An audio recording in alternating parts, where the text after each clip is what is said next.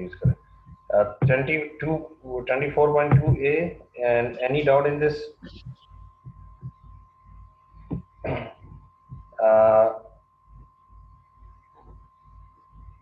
कौन बताएगा आप में से? Tell me. Alishba can you tell? Anam, Alishba,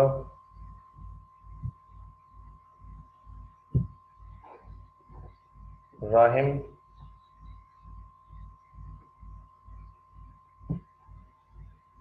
Tahreem, कोई है ऑनलाइन?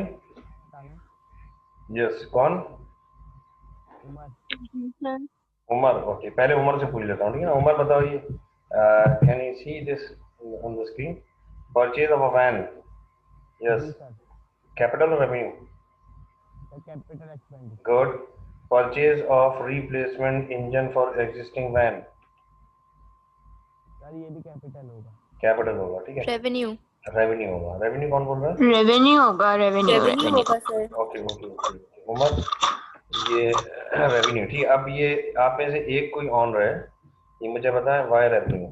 उमर भी पूछना चाह रहा हूँ, मैं भी उमर हूँ, मैं भी पूछ रहा हूँ। सर बिकॉज एग्जिस्टिंग वैन है ना, तो इसलिए वैन के अंदर जो भी चीजें होंगी, उसकी रिपेयर्स होंगी, जो भी होगा वो सब रेवेन्यू होगा। ठीक है, गुड। अभी तो ये क्लियर है बात इसमें, ठीक है। तो ये रेवेन्यू होगा, ठीक है। ये क्यों होगा मैं बता देता हूँ, ये जरा ये सारे हो जाए, अभी भी समझ में ना आया शायद सबको। अच्छा, alteration, altering interior of a new van. Umar तुम्हारी बारी आ गई, और कोई बता दे? कैपिटल एक्सपेंडिचर होगा। कौन है? सर अच्छा, ठीक है, कैपिटल एक्सपेंडिचर होगा। Cost of motor tax of a new van? Capital. Cost of motor tax for existing van? Revenue. Cost of painting business name the new van? Capital. Repairs of maintenance of existing van? Revenue. अब मैं वापस आ गया यहाँ पे। Purchase of replacement engine for existing van, ठीक है ना। तो देखें, इसमें कुछ चीजें हमने जो पढ़ी थी डिफिनेशन में, इसमें ये था कि extraordinary addition of non current asset which will increase the life of assets. मैं कोशिश करता हूँ कि हम वहाँ पहुँचें जो इसका फर्स्ट पेज था, ताकि मैं चाह रहा हूँ कि आप मेरे अल्फाज नहीं बल्कि बुक के अल्फाज सामने हो। Capital expenditures are buy non-current assets or add to the value of an existing non-current assets। पहले से मौजूद non-current assets में अगर आप कोई चीज ऐड करें, ठीक है, और ये भी कैपिटल एक्सपेंडिचर है, ठीक है। मगर जो हमने अभी देखा रिप्लेसमेंट, और वो जो था इंजन को रिप्लेस किया गया है, ठीक है ना, तो वो रेवेन्यू एक्सपेंडिचर क्यों है? इसलिए है। और कैपिटल एक्सपेंडिचर कब हो सकता है, ये भी हमें समझ आना चाहिए। इसका मतलब इसका मीनिंग क्या है कि replacement of engine of existing van का मतलब ये है कि वैन ओल्ड हो गई, गाड़ी आपकी पुरानी हो गई, आप इंजन खराब हो गया, उसका इंजन आउट ऑफ ऑर्डर हो गया, नया आपने लगा लिया, ठीक है। रेवेन्यू एक्सपेंडिचर ही होगा, जबकि ये एक्सपेंसिव खर्चा है, आपका बड़ा खर्चा है, और ये आपको बेनिफिट भी 1 साल से ज़्यादा देगा। ये इंजन 1 साल से ज़्यादा चलेगा, मगर अकाउंटिंग का रूल क्या है, रेवेन्यू एक्सपेंडिचर है। अगर मगर इसका एक डिफरेंट कॉन्सेप्ट भी है। अगर ये लिखा होता कि change engine of van, existing van, which will increase the worth of van, ठीक है, ऐसा इंजन आपने लगा लिया जिससे इसकी वर्थ बढ़ गई, तो वो कैपिटल एक्सपेंडिचर होगा, ठीक है ना। ओके, तो replacement of engine capital expenditure उस वक्त होगा जब आप कोई एक्स्ट्रा ऑर्डिनरी खर्चा कर लें, ऐसा कर दें जिससे गाड़ी की वर्थ बढ़ जाए, ठीक है, गाड़ी की वर्थ चेंज हो जाए, इंक्रीज कर जाए, और उसकी जो सलाहियत है वो बढ़ जाए, ठीक है। तो अगर नॉर्मल इंजन रिप्लेस कर रहे हैं क्योंकि पुराना ख़त्म हो गया था, अब गाड़ी चल ही नहीं सकती, तो रेवेन्यू एक्सपेंडिचर होगा, ठीक है। तो होप के समझ में आ गया होगा ये कॉन्सेप्ट कि अगर इनकी जो है इंक्रीज हो जाए,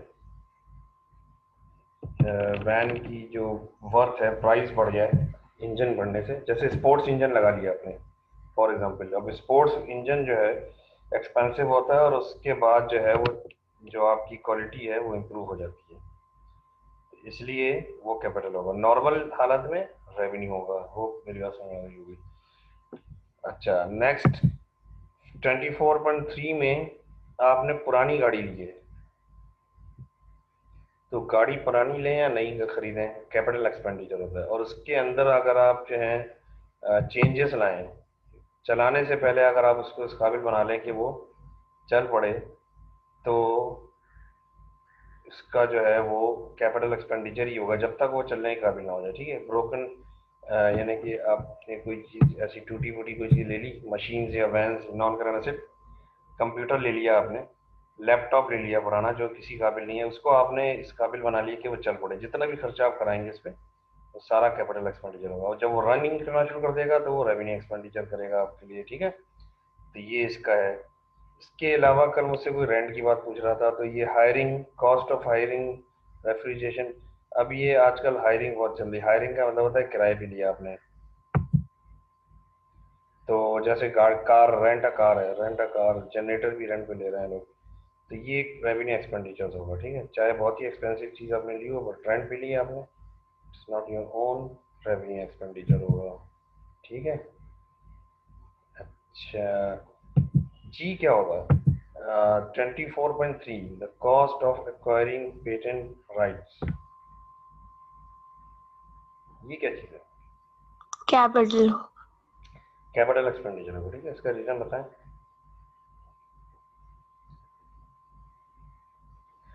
what is the reason?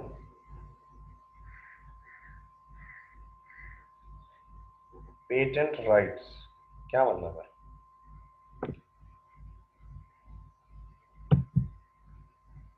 Sir ये भी किसी मशीन, इलेक्ट्रिकल मशीन या नॉन करंट एसेट के अगेंस्ट दी जाने वाली जो एप्लीकेशन वगैरह होती है, तो इसकी मेरे ख्याल में कोई चीज होती है, तो ठीक है, अगर ठीक इसको चलेगा, आप तो मैं बताता हूँ। अच्छा, ये जो एफ है ये क्या है? सर ये जो है ये ना, इसका बिजनेस है मेरे ख्याल में, मोटर मोटर व्हीकल व्हीकल है, खरीदने मेरे का। ख्याल नहीं, बिल्कुल कंफर्म है कि रीसेल के लिए ले रहा है ना, तो इसका पेटेंट मतलब जी राइट्स है। मतलब? हाँ, जी सर, आप कहेंगे? मैं पूछ रहा था ये ऐप पहले कर लें। Motor vehicle bought for resale by a motor dealer, तो टू ये for revenue. Resale, it's inventory है, ये आपकी इन्वेंट्री है। और इन्वेंट्री जब भी बाय करेंगे तो ये रेवेन्यू एक्सपेंडिचर होगा, चाहे वो गाड़ी हो या जहाज हो या फ्रूट्स और कॉस्मेटिक आइटम्स हो, बेचने के लिए जब भी कोई चीज़ खरीदेंगे तो वो रेवेन्यू एक्सपेंडिचर होगा। ठीक है ना, क्योंकि नॉन करंट एसेट नहीं है ये मोटर व्हीकल। अब आ जाते हैं जी पे। ये पेटेंट राइट्स एक्चुअली होता है ये कि आप बहुत सारी जो ब्रांडेड प्रोडक्ट्स होती हैं वो आप प्रोड्यूस नहीं कर सकते विदाउट परमिशन, तो आप उसके राइट्स खरीदते हैं। ठीक है, और सर आप रिपीट कर सकते हैं कौन सा राइट? सॉरी, यानी ये सर एक राइट्स टू प्रोड्यूस है। ओके, तो ये आपके लिए एक तरह से नॉन करंट एसेट्स है आपका। मतलब है कि आप उसके बगैर वो चीज़ प्रोड्यूस नहीं कर सकते। जैसे यहाँ पे हमारे यहाँ बहुत सारे चीज़ें हैं जो कि आ रही है मार्केट में, ब्रांडेड प्रोडक्ट जो कहलाती हैं, वो राइट्स बाय किए जाते हैं उसके, उसके बगैर वो आप उसे प्रोड्यूस नहीं कर सकते। ठीक है ना, तो ये इनडायरेक्टली इट्स योर,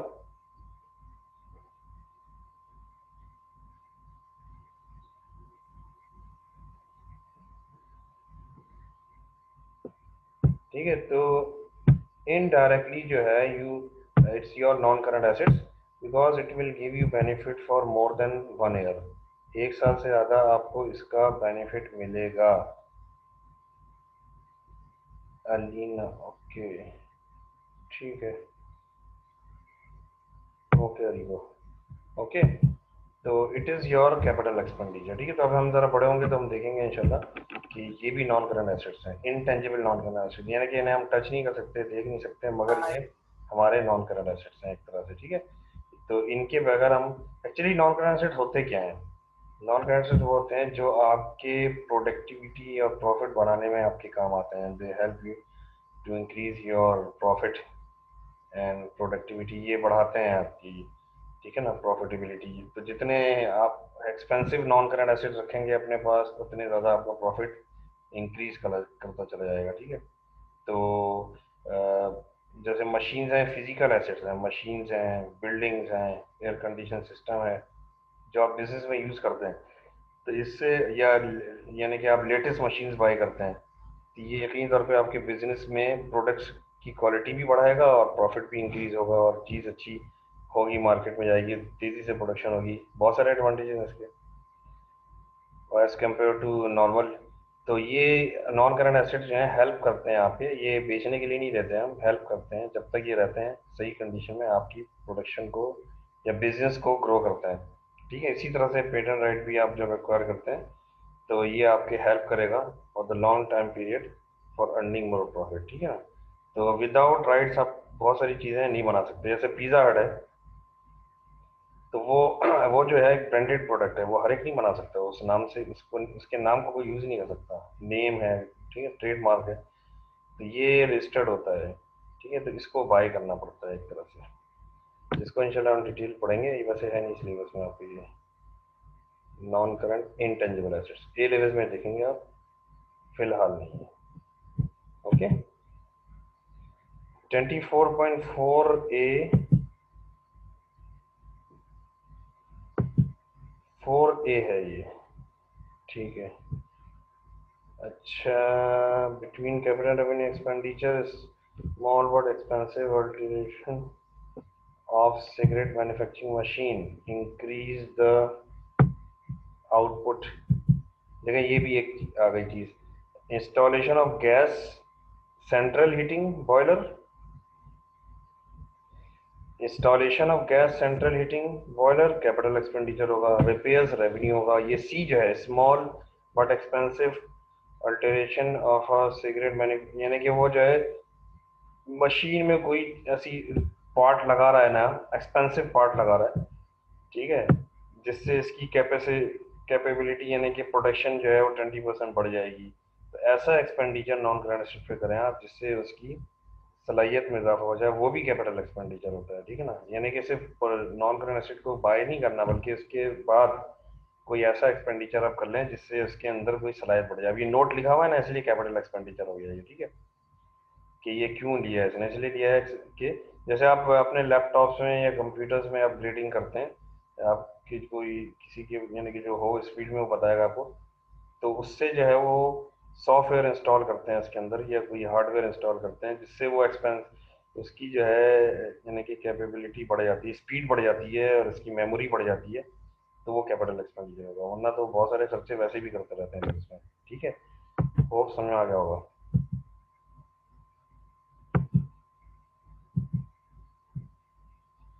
ठीक है,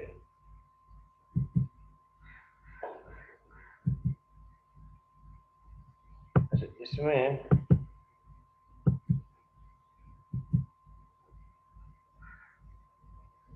ये भी एक some of you have done correctly. ठीक है, देख लेते हैं ऐसे भी हम। होल सेल केमिस्ट है ये। ठीक है, यानी दवाएं बेचता है ये होलसेल पे, तो इसकी कैपिटल एंड रेवेन्यू बिल्डिंग के नेचर से, ये बिजनेस के नेचर से भी आपको अंदाजा होगा कि कैपिटल रेवेन्यू एक्सपेंडिचर क्या होता है। ठीक है, ओके, री yes, what about B, revenue revenue expenditure है। ठीक है, रीबिल्डिंग ऑफ वेयर हाउस जो गिर गया था। ठीक है, तो ऐसी कोई दीवार या कोई ऐसी नॉन करंट एसेट जिसमें नुकसान हो गया और उसे आप दोबारा बना रहे हैं, तो वो रेवेन्यू एक्सपेंडिचर होगा। ठीक है, मगर एक बात ये कि डिफिनेशन से फर्क हो जाता है, क्योंकि हम ये कहते हैं कि benefit will be more than 1 year, तो इसका भी बेनिफिट मोर देन 1 ईयर है। हमारे अकाउंटिंग की पॉलिसी है कि ये revenue expenditure repair and maintenance में आ जाता है। ठीक है, मगर ये building extension to the warehouse ये कैपिटल एक्सपेंडिचर होगा। Painting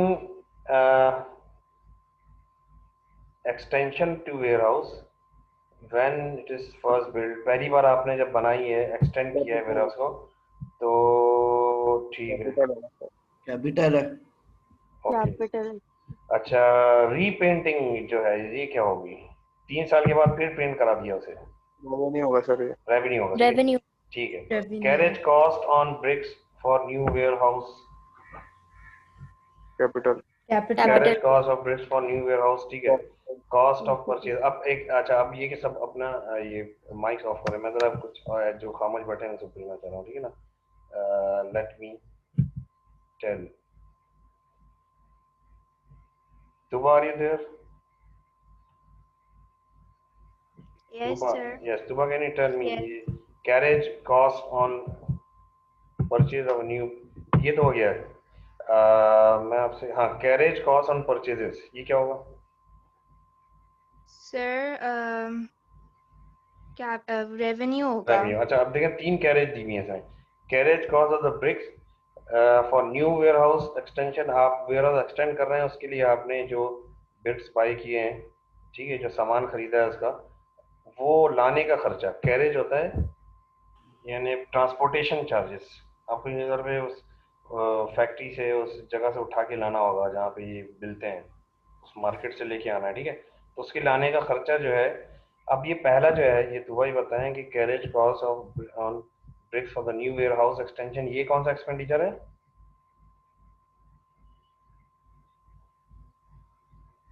yes Dubey, sir capital expenditure capital है। होगा, ठीक है।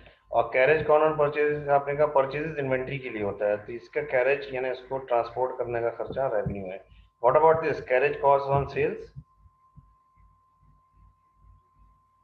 सर रेवेन्यू रेवेन्यू होगा, ठीक है। एक्सपेंडिचर। कैरेज यानी इन्वेंट्री बेचना या खरीदना जो भी हो, उसका कैरेज इनवर्ड, कैरेज आउटवर्ड, इसे कहते हैं कैरेज इनवर्ड, इसे कहते हैं कैरेज आउटवर्ड। ये दोनों रेवेन्यू एक्सपेंडिचर हैं क्योंकि कनेक्टेड विद इन्वेंट्री हैं, और इन्वेंट्री नॉन करंट एसेट नहीं होता है। गुड। अच्छा, आप उस्मान खान आप हैं, आपने कुछ जवाब दिया था उस्मान।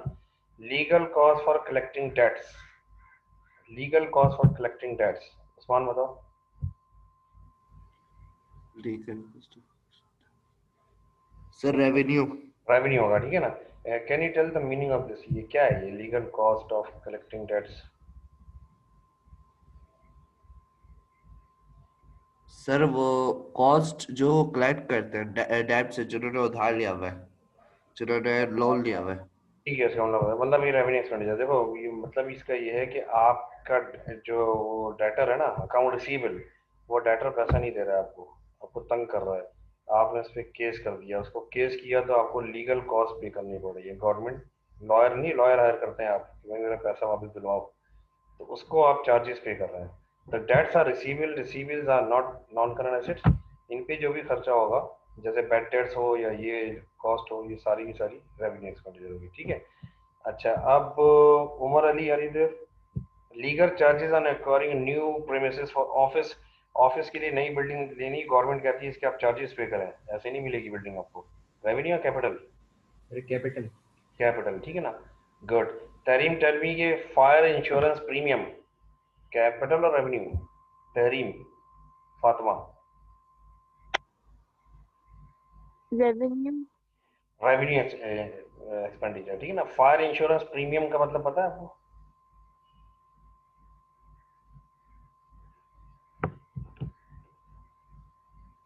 फायर इंश्योरेंस प्रीमियम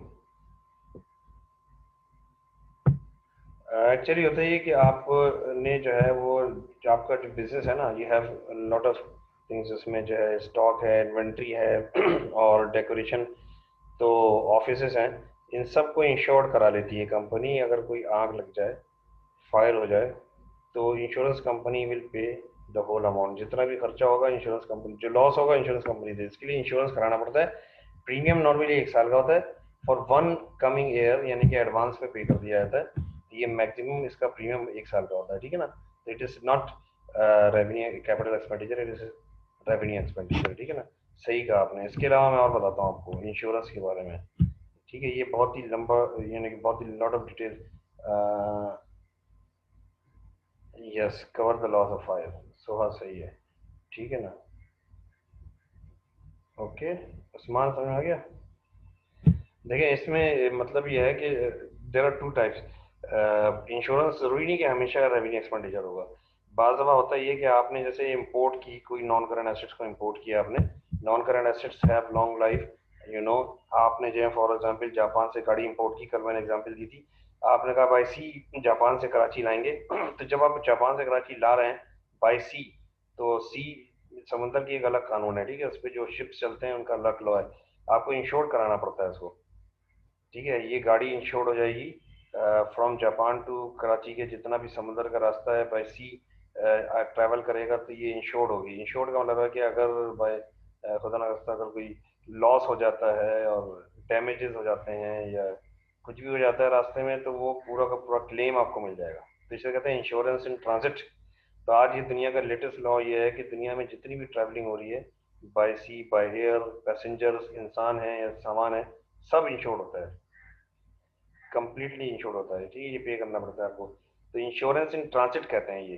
तो इन ट्रांजिट का मतलब ये है कि when you will reach to Karachi port, इंश्योरेंस खत्म हो जाएगा। अब कोई डैमेज होगा तो वो कंपनी रिस्पॉन्सिबल नहीं है, ठीक है ना। अगर रास्ते में कहीं डैमेज होता है तो ट्रांजिट मीन्स रास्ते का इंश्योरेंस। तो ये यकीनी बात है कि कार अभी चलना शुरू नहीं है, मैंने बताया जब तक नॉन कंसेशनल स्टार्ट नहीं लेता, जितने भी खर्चे हैं कैपिटल हैं।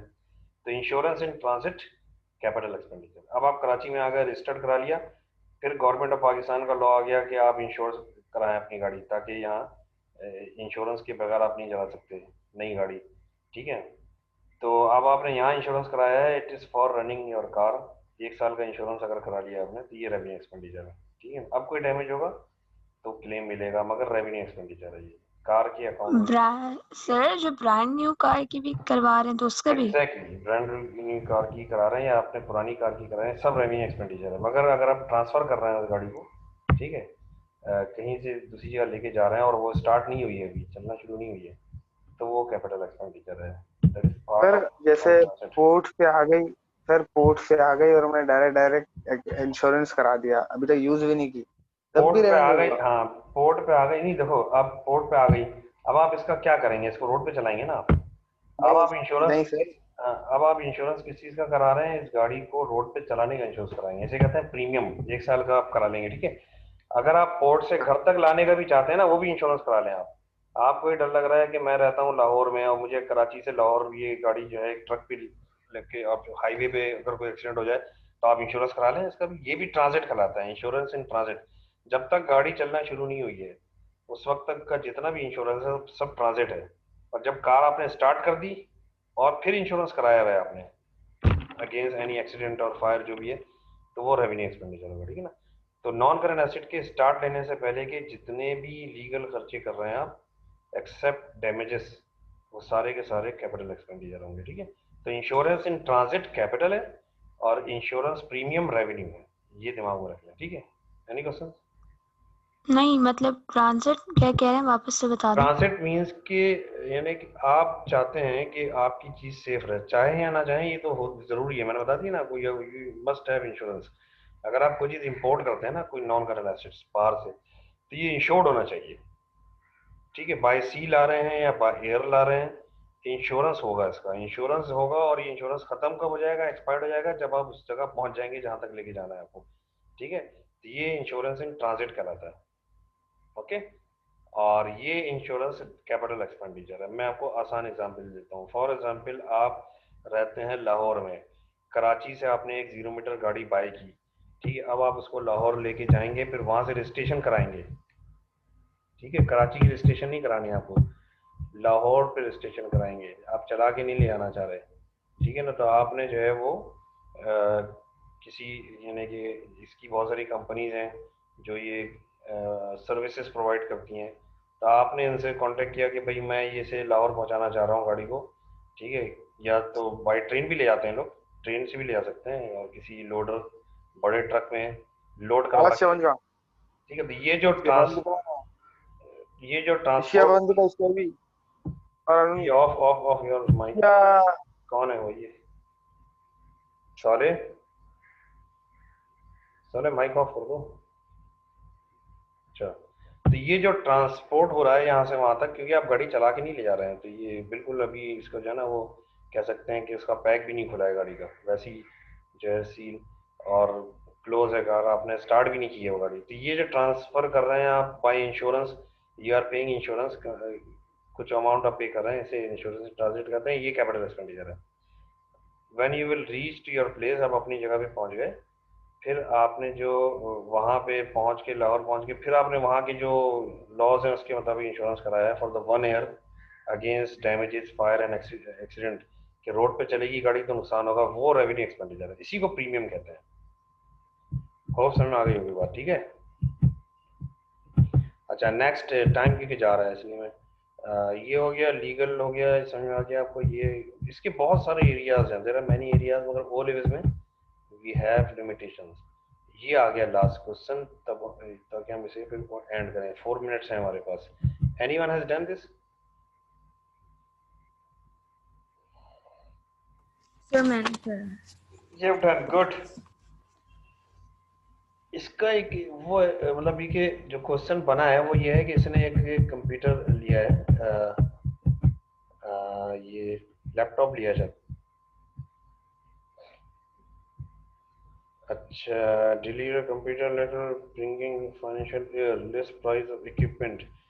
ठीक है, इसने जो है पीसी जिसे हम कह सकते हैं, या आप चाहें लैपटॉप जो भी है, तो आपको इस पीसी पर्सनल कंप्यूटर जिसे हम कहते हैं, ठीक है ना, ये इसकी कॉस्ट है। There are 10 types of cost. इसमें कुछ कॉन्सेप्ट और क्लियर हो गया आपके, ठीक है, और ताकि हमारा ये चैप्टर क्लोज हो जाए।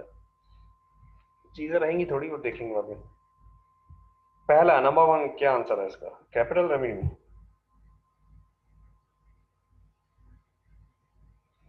ये जो कंप्यूटर रेवेन्यू हाँ बाय रेवेन्यू एक्सपेंसिव कंप्यूटर है। Revenue sir. ठीक है, रेवेन्यू।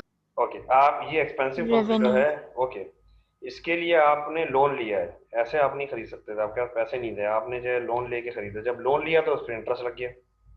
लोन इसलिए लिया है कि ये कंप्यूटर बाय करना है, नेटवर्क यानी ये पूरा कंप्यूटर सिस्टम आपने बाय करना है, इसके लिए लोन लिया है। जब आप लोन लेते हैं तो बैंक आपसे इंटरेस्ट चार्ज करता है, ये एक्सपेंस होता है आपका, ठीक है ना। तो क्या ये इंटरेस्ट इस कंप्यूटर के लिए है या नहीं है? कंप्यूटर के लिए है। कंप्यूटर के लिए लोन है, ठीक है ना, उस पर आपने इंटरेस्ट दिया है। तो ये वैसे तो रेवेन्यू एक्सपेंडिचर ये, यू आर नॉट रॉन्ग, ठीक है ना, रेवेन्यू एक्सपेंडिचर है ये, okay.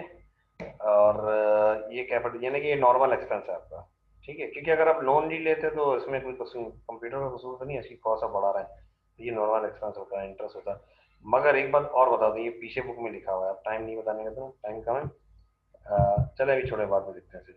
Cost of software use with the network, Capital.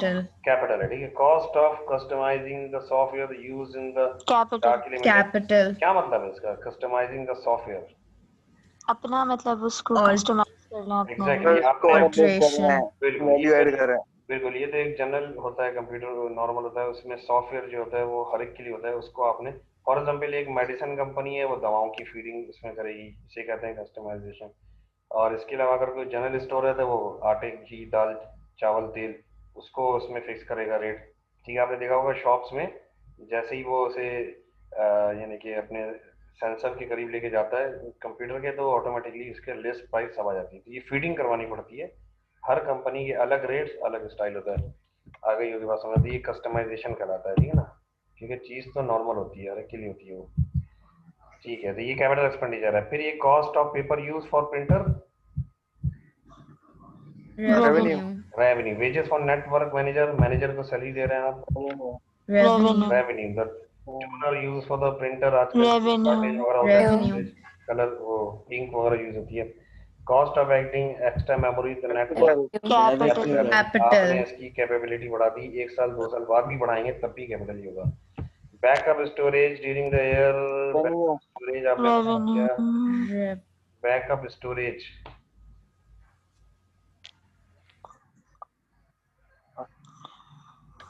का रेवेन्यू होगा, रेवेन्यू एक्सपेंडिचर होगा। Backup storage during the year, सही है। इसको दरअसल पहले ये लिख रहा था कि हम लोग यूज करते थे मेमोरी कार्ड वगैरह, जो इस तरह की चीज होती है, ठीक है जी। ना।